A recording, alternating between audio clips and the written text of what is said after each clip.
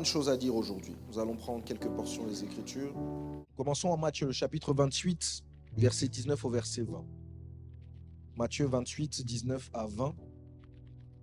Ce sont nos versets de base avec lesquels nous coulons depuis le début.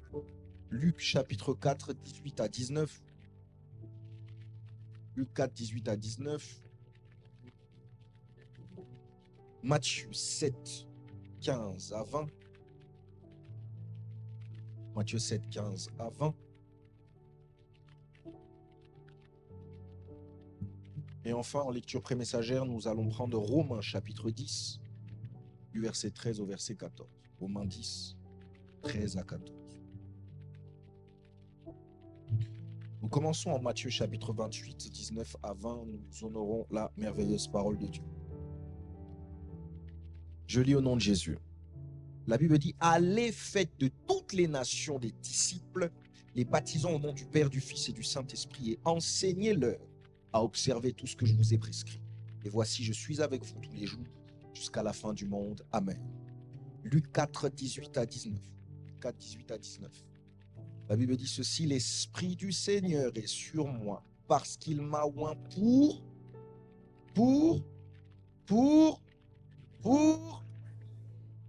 retenez bien ça.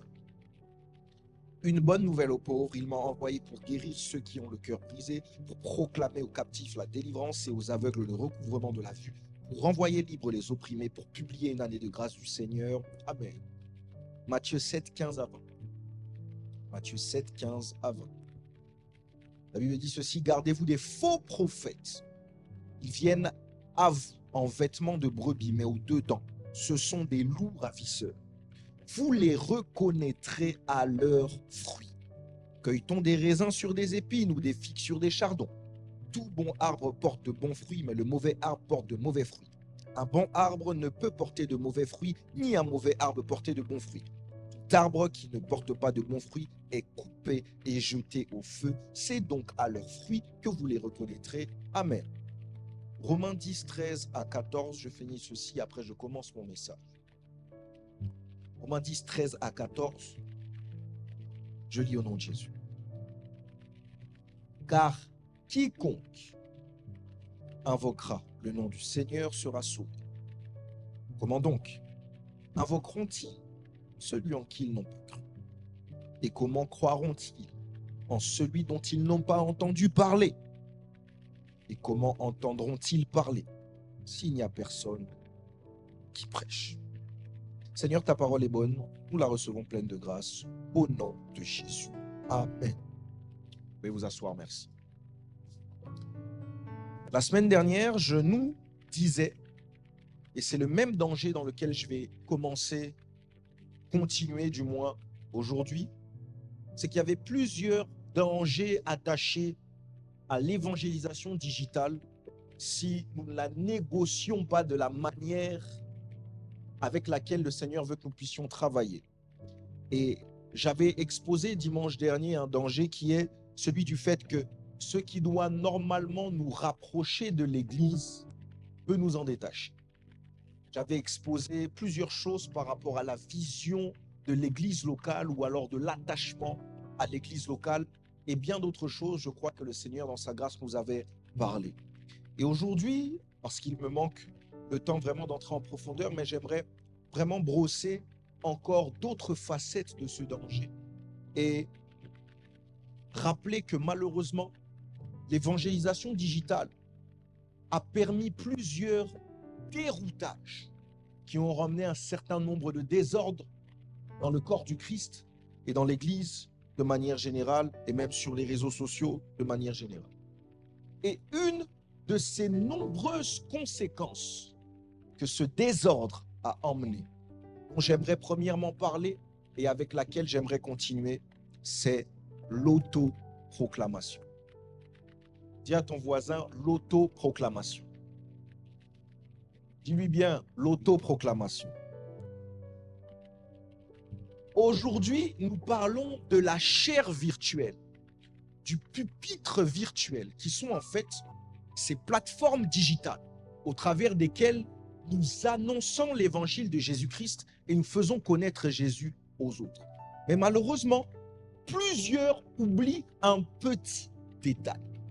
Ce n'est pas la connexion Internet qui appelle au ministère de la parole. Non, là, je vous rentre tout de suite dedans. Ce n'est pas le Wi-Fi qui appelle au ministère. Ce n'est pas le matériel de podcast dernier cri qui appelle au ministère. Ce n'est pas la qualité haute définition du boîtier que tu as qui appelle au ministère. Je vais aller même plus loin. Ce n'est pas le beau costume que tu portes pendant que tu prêches qui appelle au ministère. Ce n'est pas parce que quand tu travailles, tu as une petite serviette comme ça, en plus sur laquelle il y a des initiales, qui appelle au ministère. Ce n'est pas toutes ces choses. Ce qui appelle au ministère, ou du moins celui qui appelle au ministère, c'est Dieu. Et Dieu est un Dieu d'ordre. Et son ordre s'établit dans ce que l'on appelle le parcours. Dis avec moi parcours. Dis-le bien, parcours. Le Dieu en qui nous croyons est celui qui appelle, qui équipe, qui aiguise et qui envoie.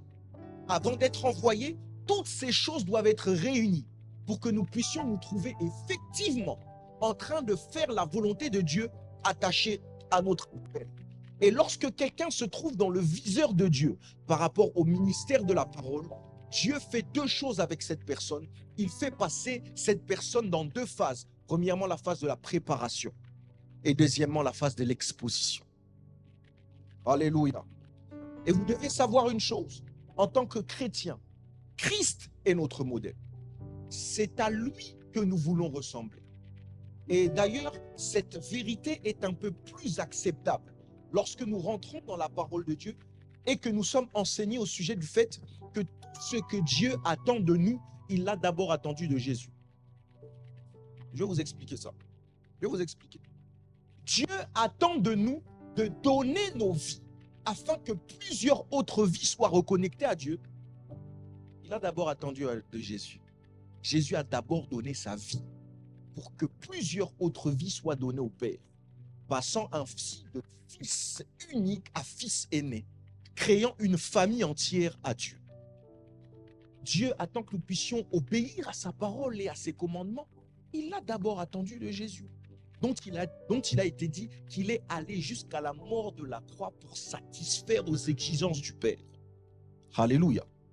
Et dans le sens inverse, en voyant ce que Dieu a attendu de Jésus, on peut se dire ce que Dieu attend de nous. Ainsi, si Jésus a été préparé pendant 30 ans avant d'être exposé au monde, Dieu attend de nous préparer avant de nous révéler. Est-ce que vous êtes avec moi? Et entre parenthèses, avant même que j'avance, entre parenthèses, la hauteur de ton exposition dépendra de la profondeur de ta préparation. Est-ce que tu m'entends? La hauteur de ton exposition dépendra de la profondeur de ta préparation.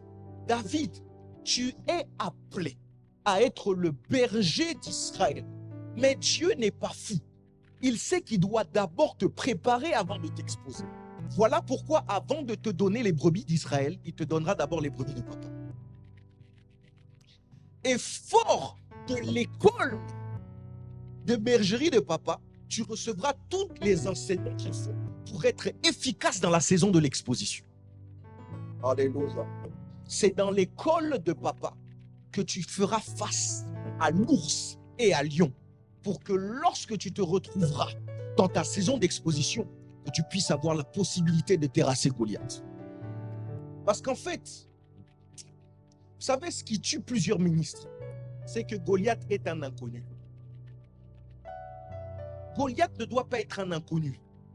Lorsque tu arrives dans la phase d'exposition, il y a des choses normalement sur lesquelles tu dois avoir le dessus parce que dans la phase de préparation, Dieu t'a préparé à traiter avec ces choses. C'est pour ça qu'il y a des personnes qui répondent à l'appel et qui voient leurs ailes se couper à cause du fait qu'ils n'ont pas pris le temps de la préparation. Dieu veut faire de toi une étoile, pas une étoile filante.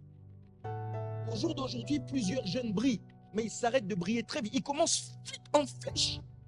Et après, au bout d'un moment, plus rien. Pas de préparation. Alléluia. Malheureusement, au jour d'aujourd'hui, nous sommes dans une génération micro-ondes où les choses doivent aller vite. Les choses, en fait, tellement que Internet nous a donné facilement accès à l'information, on peut très rapidement trouver des informations et se paraître comme si on était des grands. Mais il faut savoir une chose. Même vous qui mettez des choses, c'est bien de publier, c'est bien de paraître profond. Mais viendra un jour où on vous invitera pour dire en face les choses profondes que vous dites derrière votre écran. Et à ce moment-là, vous allez bégayer. Donne-moi un bon amen. Donne-moi un bon amen. Cette génération est un danger pour elle-même, mais aussi pour les autres. Qui t'a formé pour faire ce que tu fais? Qui t'a même donné l'autorisation de faire ce que tu fais? Qui contrôle? À qui tu fais des rapports de ce que tu fais? Qui te couvre pendant que tu fais ce que tu fais? Et malheureusement, de nos jours, dans cette ère d'évangélisation digitale, plusieurs se sentent même légitimes de faire plus qu'évangéliser. Ils enseignent. Les amis, l'enseignement là, ce n'est pas l'affaire de tout le monde. N'est pas enseignant qui veut. L'enseignement, c'est un appel. J'aimerais même aller en profondeur. Il y a même des ministres de la parole qui n'ont pas l'appel à enseigner.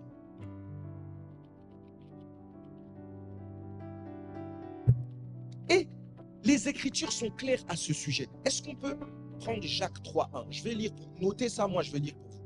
Jacques 3.1. Regardez ce que la Bible dit à ce sujet. Mes frères, qu'il n'y ait pas parmi vous un grand nombre de personnes qui se mettent à enseigner. Car vous savez que nous serons jugés plus sévèrement. Dis avec moi, ben. Beaucoup veulent se mettre en position de maître et prétendent enseigner des choses à des disciples, des choses que eux-mêmes n'ont pas encore assimilées. Alléluia. Et lorsqu'ils le font, ils s'attirent malheureusement un double jugement qui peut les condamner. Parce que vous voyez, lorsque je fais ça, je vous pointe du doigt. Il y a un doigt qui est vers vous. Et il y en a 3 qui sont vers moi. Ça veut dire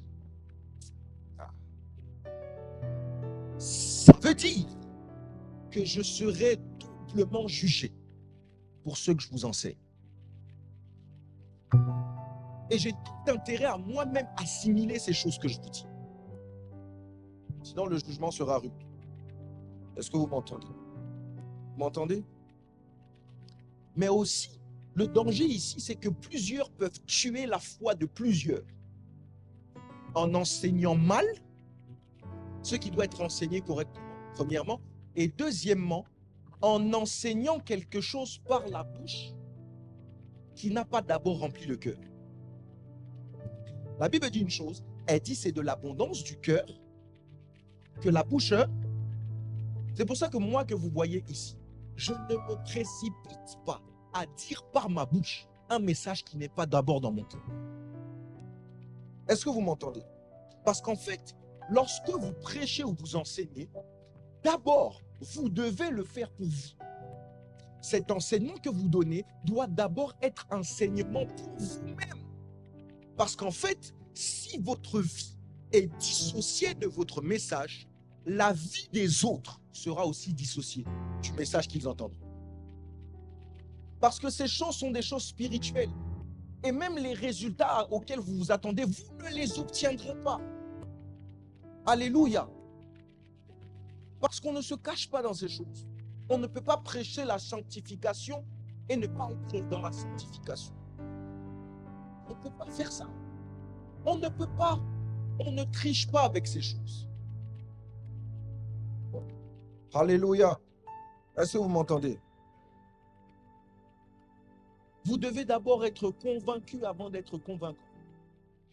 Et donc, avant que quelque chose sorte de votre bouche, assurez-vous que ça a d'abord rempli vos cœurs. Que ce sont des convictions clairement établies sur le roc de la parole de Dieu, dans votre esprit, dans vos cœurs. Et à ce moment-là, vous pouvez ouvrir la bouche pour parler. Alléluia. Et toutes ces choses, malheureusement, emmènent les fausses doctrines.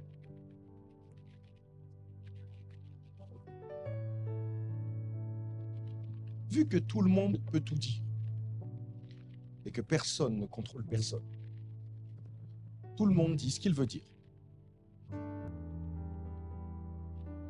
Alléluia. Et les fausses doctrines, écoutez-moi très bien parce que là, on est sur un sujet hyper important. Les fausses doctrines ont plusieurs causes. La première des causes, c'est l'ignorance. Et c'est ce dont je vous parlais ici tout à l'heure. Il y a des personnes qui se précipitent à parler alors qu'ils ignorent les sujets qu'ils évoquent. Et c'est souvent ceux qui parlent le plus. Quelqu'un disait, la connaissance, c'est un peu comme la confiture. Moins tu en as et plus tu l'étales. C'est pour ça que les hommes les plus sages, ce sont des hommes qui parlent peu.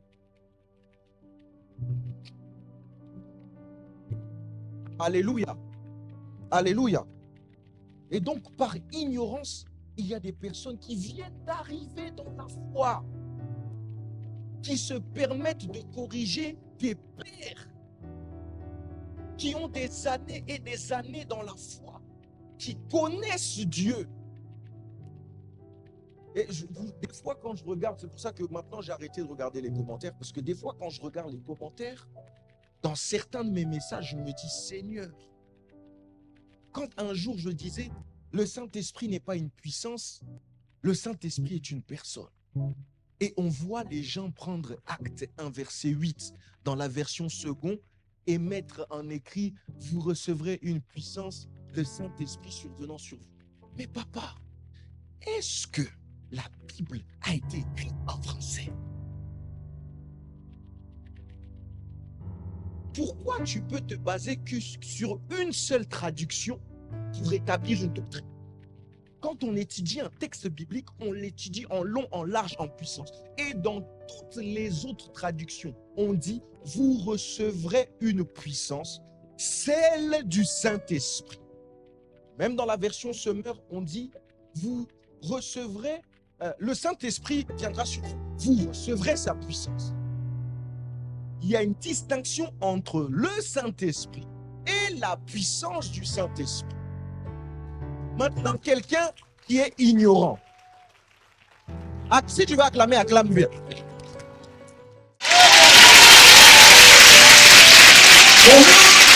Toi, tu vois ça, tu crois que tu vas éteindre. Tu prends le copier-coller, tu envoies aussi et tu exposes ton ignorance. Et malheureusement, plusieurs adhèrent à ça. Et c'est comme ça qu'on lance une fausse doctrine. Le Saint-Esprit est une puissance. C'est pour ça que plusieurs prennent le Saint-Esprit comme une puissance et l'utilisent comme la puissance qu'on va chercher chez les féticheurs. C'est pour ça que dans les églises, on prend les pasteurs pour des féticheurs. Ils viennent. Oh, pasteur, prie pour moi, je dois avoir ça. En plus, on ne demande même pas d'argent. On prie. Le Seigneur ouvre les portes. Tu l'envoies et puis tu reviens à lui. Et quand ça va encore chauffer, tu reviens. Que Dieu nous aide. Amen. Que Dieu nous aide. Donc, les fausses doctrines arrivent par l'ignorance. Comme il y a des gens. C'est pour ça, quand vous ne savez pas, juste essayer.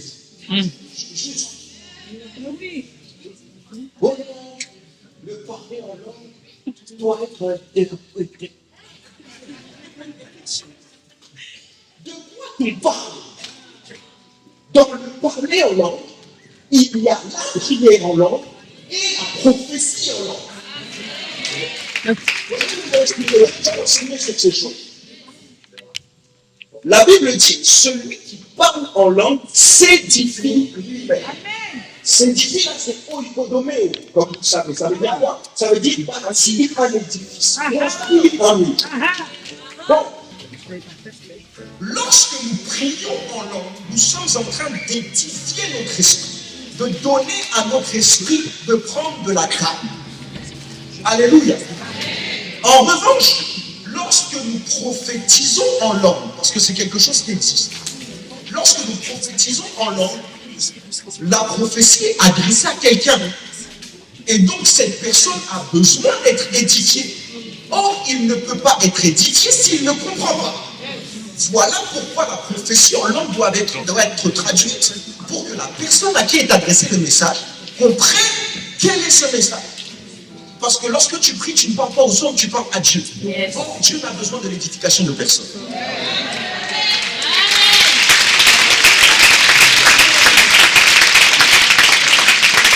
Maintenant, ils posent leurs vidéos. En plus, on leur a montré comment couper à chaque fois qu'ils ont des bugs. C'est bizarre dans ces églises où ils parlent la langue. Il n'y a personne qui interprète. Ignorant. Et vous lancez comme ça des fausses doctrines. Alors que le parler en langue, c'est une pièce maîtresse d'intimité que le Seigneur nous a laissée. Alléluia.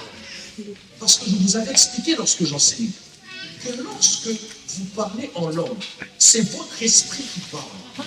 Votre esprit sait ce qu'il faut dire à Dieu. Votre esprit a la prière juste. Mais lorsque vous priez en intelligence, vous priez avec votre âme. Parfois, vous pouvez prier dans la volonté, alors que vous devez prier dans le besoin.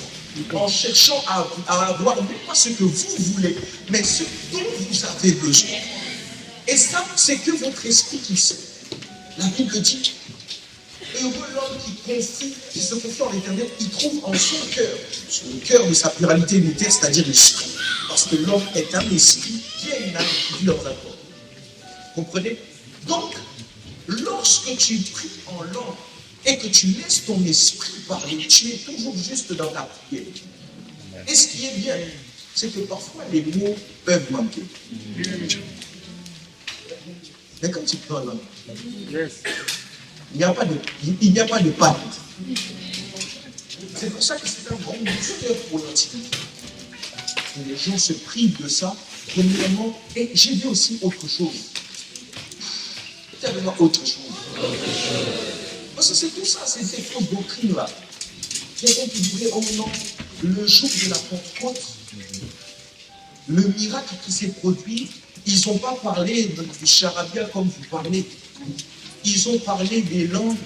En fait, chacun comprenait, chacun entendait dans sa langue ce que l'autre, les gens dans la chambre haute disaient.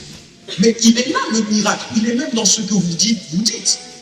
Parce que le miracle n'est pas un miracle d'émission, c'est un miracle de réception. Parce que autant qu'ils étaient, chacun entendait ceux qui parlaient dans sa propre langue. Ce n'était pas différentes personnes qui parlaient différentes langues. Est-ce que vous comprenez? Et puis en plus, il y a une différence, et je vous l'avais expliqué lorsque j'enseignais. C'est pour ça que ceux qui sont dans les CD, vous avez des questions, demandez à votre référent, il vous emmènera dans ces messages-là et vous comprendrez. Il y a une différence entre la xénolalie et la glossolalie. La glossolalie, c'est ce que nous faisons lorsque nous prions. La xénolalie, c'est lorsque il t'est donné par l'esprit, ponctuellement, de parler une langue que tu n'as jamais apprise. Une langue vivante qui existe. Un pasteur racontait qu'il était dans l'avion et à un moment donné, il a commencé à prier en langue. Pour lui, il priait en langue. En fait, il était en train de parler la langue de la personne qui était à côté d'elle. Et la personne qui était à côté d'elle avait pris la décision, en arrivant à sa destination, de se donner la mort. Et pendant que lui parlait en langue, elle entendait dans sa langue Dieu lui dire qu'il l'aimait. Alléluia! Ça, c'est la xénolalie. Et je l'ai déjà vécu. Un jour, j'ai prié avec un homme de Dieu, il s'est mis à parler chinois. Je vous dis la vérité. On est en train de prier. On est en train de prier et puis le parler en langue chante. On est tous comme ça, on commence à vibrer là, et puis le monsieur va dire ça.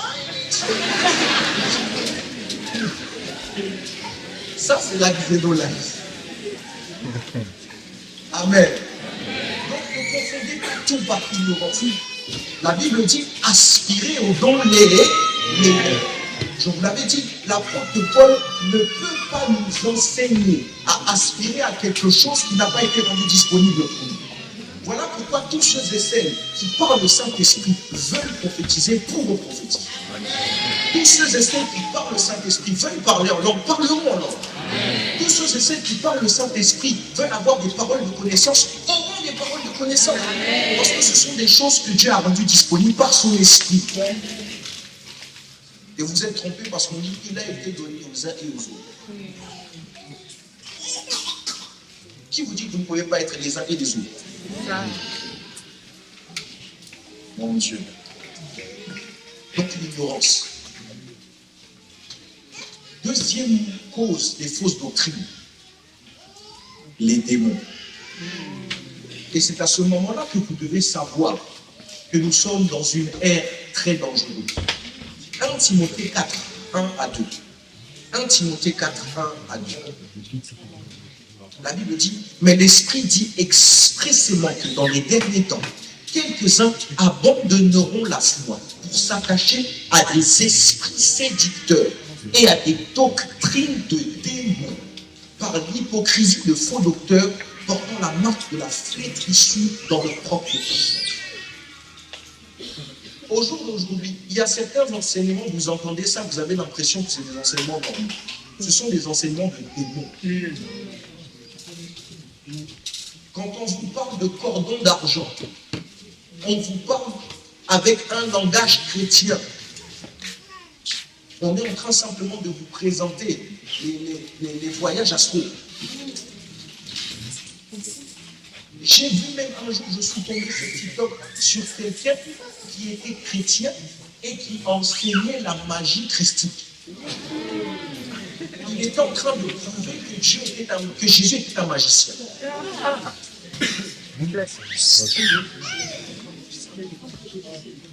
Et vous savez, un peu cette grâce. C'était un bien-aimé, il devait être portugais ou quelque chose comme ça. Vous ne savez pas qu'il y a des choses de chez moi. Et quand il parlait, il avait des gens dans les commentaires qui disaient « Oh, maître, j'aimerais à venir sous ton onction pour que tu puisses m'apprendre ces choses. » Et voilà comment on initie toute une génération à la sorcellerie. À cause des doctrines de démons. Vous pensez que la doctrine qui fait croire aux gens qu'on n'a pas besoin de l'église, c'est une doctrine normale. Vous pensez que c'est une doctrine normale? Il y a des doctrines de démons qui sont en train d'être enseignées depuis les réseaux sociaux. Et vous devez faire très attention à ces choses parce que c'est une des dérives de l'évangélisation digitale. C'est pour ça que j'insistais sur le fait qu'il est important d'avoir une église locale, d'y être enseigné, afin de ne pas être ballotté à tout vent de doctrine. Est-ce que vous m'entendez? Il y a plein de choses à dire, mais j'aimerais parler d'un autre danger ou d'une autre dérive attachée à l'évangélisation digitale que j'ai appelé le mutisme sélectif. Le mutisme sélectif. Suis-moi très attentif. Ce que j'appelle le mutisme sélectif, bizarrement, c'est aussi une des dérives de l'ère de l'évangélisation digitale.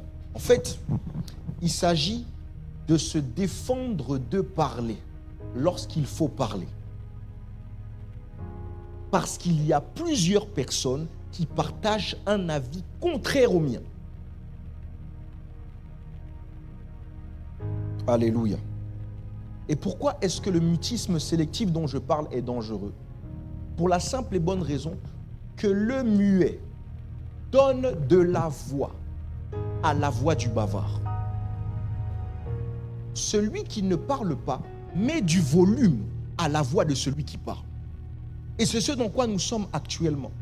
On est dans une ère où il est possible de cracher sur l'Église, sur les pasteurs, sur les chrétiens, en présence des chrétiens. Et parfois même avec les chrétiens.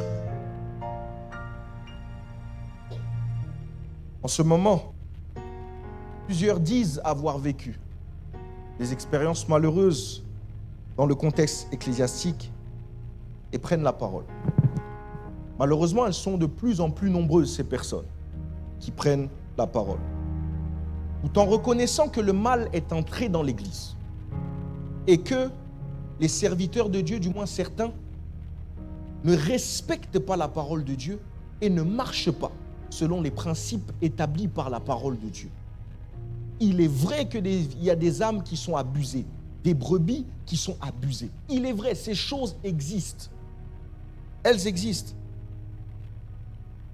Mais essayez de réfléchir un peu. Vous n'avez pas l'impression que cette vague a quelque chose de diabolique? Vous n'avez pas l'impression qu'il y a quelque chose d'étrange attaché à cette vague-là? Cette campagne de destitution de l'Église. Vous n'avez pas l'impression que ce n'est pas normal?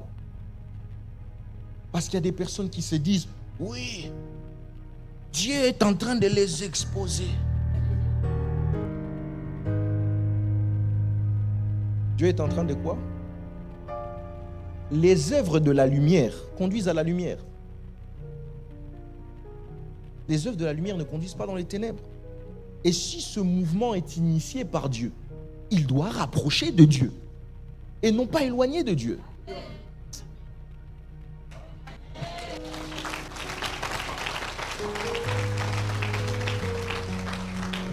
En ce moment, on nous parle des faux prophètes. On nous parle des escrocs. On nous parle des charlatans. Ça surprend qui?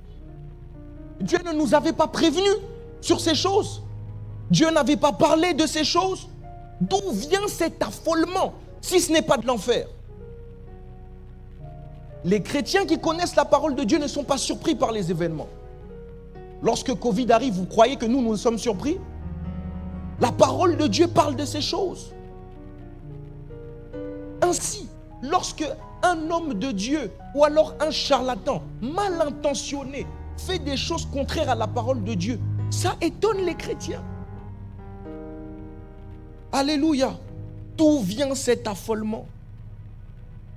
Et vous verrez des personnes qui disent avoir reçu le mandat de dénoncer les faux. Moi, j'ai le ministère de la dénonciation. C'est quel appel et c'est quel ministère?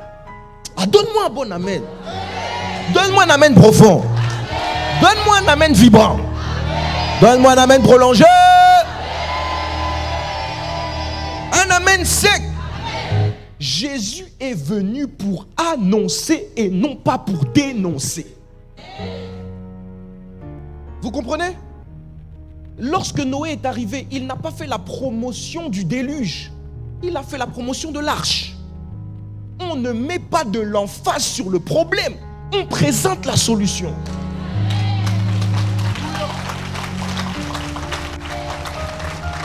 Alléluia. Alléluia. Jésus arrive. Il ne dit pas repentez-vous parce que l'enfer existe. Repentez-vous parce que vous allez en enfer. Il dit repentez-vous parce que le royaume de Dieu s'est approché de vous. On présente le royaume. On présente ceux qui sauvent. Alléluia. Maintenant, et je finis avec ça. Le problème avec l'homme, c'est que le négatif a toujours plus de poids sur le positif. Vous allez voir une personne publier sa vidéo. Cette personne va avoir 100 commentaires. 90 commentaires de personnes qui lui disent « Oh, t'es belle, oh, super vidéo, c'est fort ». 10 commentaires qui vont aller à sens contraire. Ces 10 commentaires vont enlever la paix à la personne.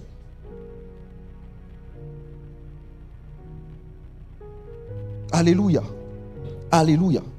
Et de même, vous allez voir, souvent ceux qui n'ont jamais donné leur avis sur Google initient l'ère des avis avec un mauvais avis.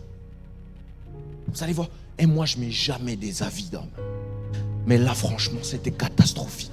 Il y avait des cheveux dans le plat, des cheveux. Dans tous ces bons restaurants dans lesquels tu as mangé, jamais tu t'es arrêté pour donner un bon avis. Pourquoi? Parce que le négatif a toujours plus de poids que le positif.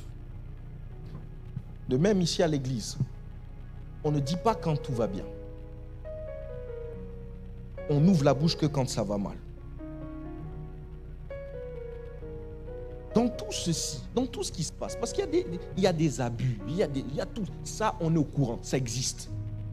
Mais dans toutes ces choses, il y a aussi des bons pasteurs, il y a aussi des bonnes églises, il y a aussi des hommes et des femmes qui craignent le Seigneur. Et toi, si tu es là et si tu viens, si j'ose croire que tu sais trouver des bonnes choses ici à l'église, que Dieu a fait des bonnes choses pour toi. Mais si quelque chose ici se passait,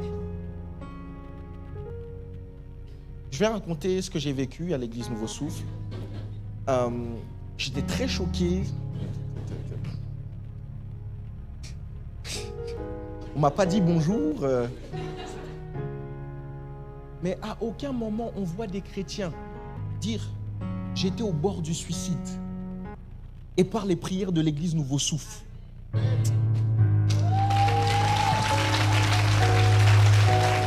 Parce qu'ils font toujours comme ça. J'avais de sérieux problèmes financiers.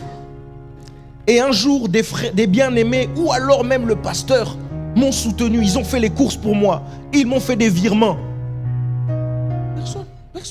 Personne fait ça. Personne. Mais quand il y a quelques problèmes, on a abusé de moi. Pourquoi vous dites quand ça va pas, mais quand ça va, vous ne dites pas? C'est votre mutisme qui est en train de donner du volume à la voix des bavards.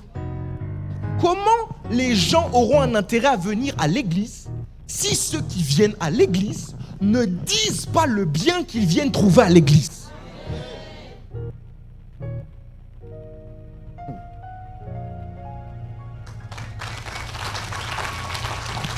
Pendant que tous les hommes parlent du mal de l'église, pendant que TikTok est rempli, en plus par des comptes.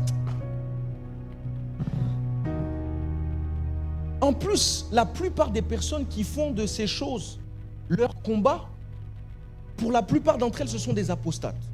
Des personnes qui ne croient plus en Jésus. Et vous voulez suivre quelqu'un qui ne croit plus en Jésus alors que vous croyez en Jésus. Vous pensez que les intentions de cette personne ne peuvent être bonnes pour vous? Alléluia. Faites très attention. Quand tout le monde dit du mal des églises et des pasteurs, vous dites quoi? Quand les gens qui ont subi effectivement des mauvaises choses prennent la parole pour dire ces mauvaises choses, vous dites quoi? Parce que ne croyez pas que Dieu est glorifié dans ces histoires. Si au jour d'aujourd'hui, quelqu'un trouve un cafard dans sa boîte de Big Mac, même si c'est un franchisé, c'est l'image du McDo qui est ternie. En d'autres termes, Jésus ne prend pas la gloire lorsque on parle mal d'un pasteur qui vole l'argent de l'église, qui fait toutes ces choses. À aucun moment Jésus prend la gloire dans tout ça. Vous pensez qu'il n'y a pas de scandale chez nos cousins? La descendance d'Ismaël?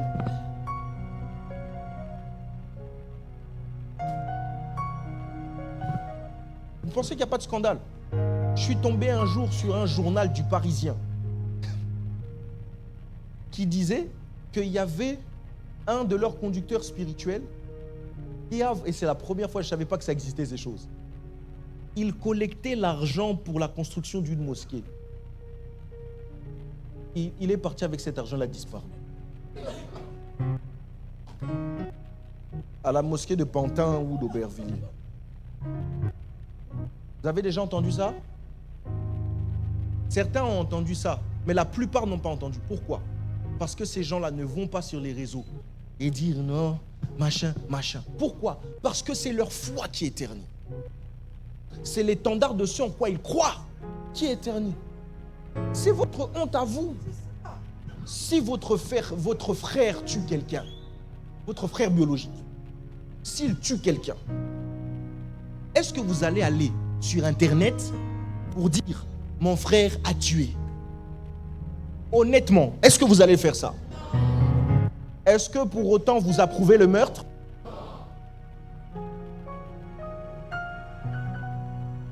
Vous n'approuvez pas le meurtre, mais vous ne le faites pas forcément. Pourquoi? Parce que vous savez que par ça, il y a au moins même une personne qui peut se dire « Je ne crois plus en Jésus ». Et là, vous avez gagné, vous avez perdu. Vous avez fait avancer la cause ou vous l'avez fait reculer. S'il y a au moins une personne qui se perd à cause de vous,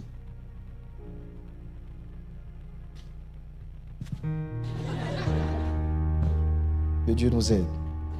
Acclame très fort le Seigneur. Levons-nous. Ces choses desquelles je vous ai parlé aujourd'hui sont très, mais alors très importantes. Parce que plus nous allons avancer et plus nous allons voir, j'en parlais dernièrement avec mon frère, l'apôtre Axel. On discutait, je lui disais, mon frère, dans très peu de temps, nous n'aurons plus, et c'est peut-être une affaire de 10, 15, 20 ans, nous n'aurons plus la possibilité de nous réunir comme on se réunit là maintenant. Tellement que les ténèbres auront gagné du terrain sur la surface de la terre, et tellement même que peut-être les instances étatiques se lèveront pour empêcher aux chrétiens de se rassembler. C'est des choses qui vont exister. Alors, à notre niveau, travaillons à gagner des âmes et ne pas les perdre. Alléluia. Amen. Le temps est venu où Dieu veut se servir de nous pour gagner des âmes. Dans l'évangélisation de rue, certes, mais aussi au travers de l'évangélisation digitale. Amen. Mais ne nous laissons pas trouver dans ces dérives-là qui peuvent faire en sorte à ce que cet outil que Dieu a mis à notre disposition pour le salut des âmes devienne un outil qui perd les âmes et qui nous perd nous-mêmes. Alléluia. Mais cet enseignement, avant tout, avait pour objectif et pour but de ramener encore un peu plus la conscience du fardeau des âmes. Parce que ce qui permet à quelqu'un de sortir de chez lui ou de chez elle, d'aller dans les rues pour dire Jésus vous aime, ou alors sur les réseaux, partager des contenus qui édifient, etc., ce n'est que le fardeau qui peut faire ça. Donc sans le fardeau, vous ne pourrez pas faire la volonté du Seigneur.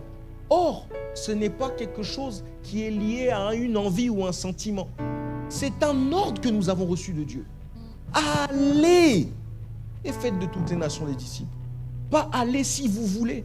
Pas aller si vous avez le temps.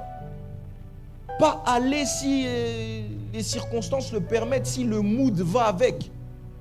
Allez. C'est un ordre. Et donc, pour répondre à cet appel, il nous faut le fardeau. Tiens avec moi le fardeau. Le fardeau. Et nous allons le réclamer encore. S'il faut le réclamer tous les dimanches, nous allons le faire.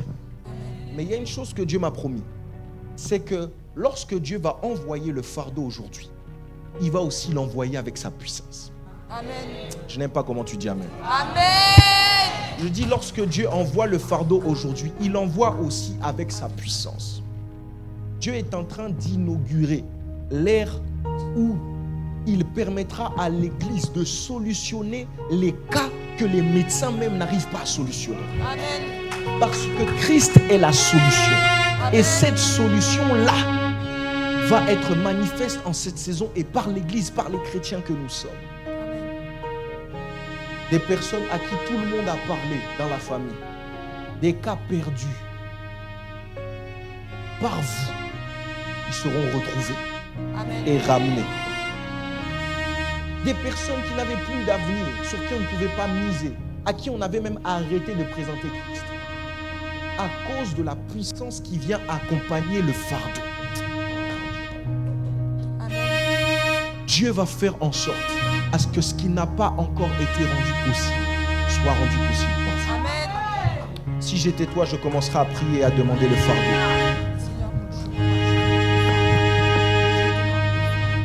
Mon Dieu, lorsque tu pries, fais-le.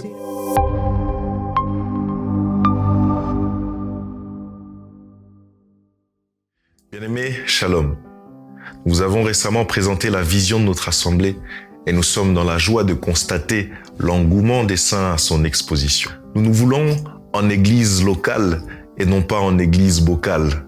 En d'autres termes, nous voulons vivre l'église non pas simplement dans le cadre de nos murs, mais aussi et surtout à l'échelle globale de l'église corps du Christ. C'est ainsi que nous voulons organiser des campagnes d'évangélisation, des conférences d'édification, des sessions de formation, des concerts gratuits, non pas simplement en Île-de-France, ni même en France, mais aussi dans le monde entier. Nous avons également conscience que le cœur de Dieu penche en faveur de tous ceux qui sont dans le besoin. C'est ainsi que nous voulons développer de fortes actions sociales pour venir en aide à tous ceux et celles qui en ont besoin, non pas simplement en France, mais aussi dans le monde entier. Nous avons également l'ambition de créer une chaîne d'édification chrétienne pour l'édification du plus grand nombre, sans compter notre grand objectif, celui d'acquérir un bâtiment afin de nous permettre d'avoir nos activités en toute liberté, mais aussi de léguer un héritage à la génération future. Les projets sont encore légion, mais nous n'y arriverons pas seuls.